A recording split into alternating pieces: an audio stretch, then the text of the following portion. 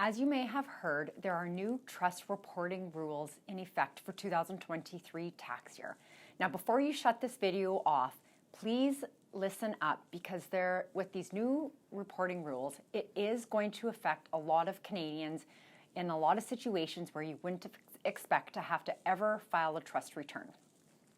So the purpose behind having more Canadians file trust returns is the disclosure of the beneficial ownership of these assets.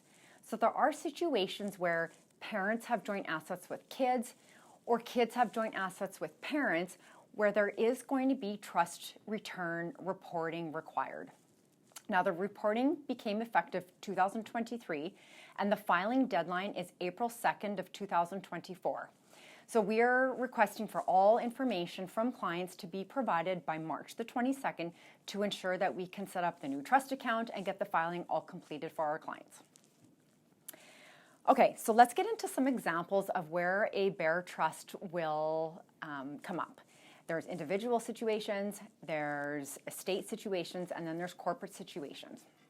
So some of the individual situations is where a parent might be a joint owner on a house with a child only for the purpose of helping the child get a mortgage. This is a situation where trust filing is required. Another situation is where the parent or the grandparent might be joint owner of a bank account or an investment account with a child. So if I have a joint account with one of my kids, a bare trust may be in effect. Those are the most common individual situations where there are bare trust.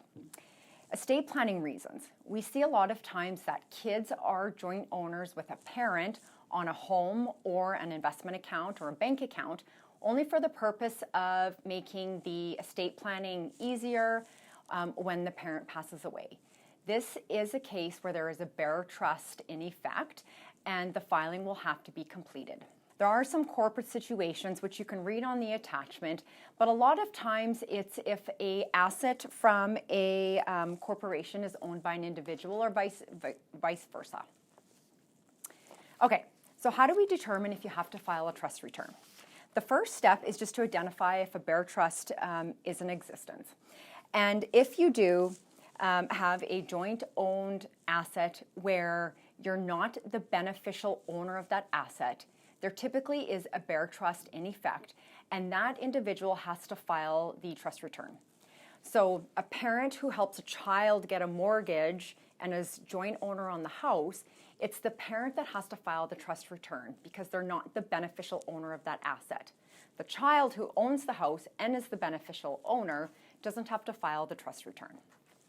You're going to see on the attached document, step 2 is just to identify, or once you've identified that there is a bare trust in effect, identify if you can fall into one of the excluded reasons why you don't have to file. So one of the first reasons that you would be excluded from filing the bare trust is that at the end of the year was the trust in effect for less than 3 months. If that's the case, a bare trust does not have to be filed. The second situation is the value.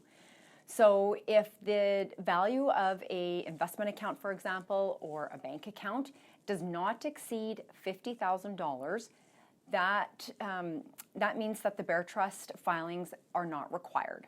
So only if there's joint assets above that $50,000 mark does a trust return need to be filed.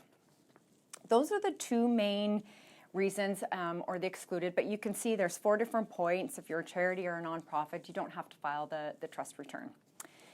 So again, we do request for documentation to be provided by March 22nd to ensure the filing deadline of April 2nd. If we miss the filing deadline, there are huge penalties in order to not, if you don't file these trust returns. We do want to make sure that everything is collected in time and that the filing can be processed.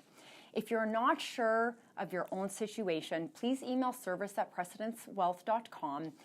Answer the questions to step 1 and 2 on the attached document, explain the situation that you have, and we'll get back to you right away and identify with you if a bare trust does exist and if filing does occur.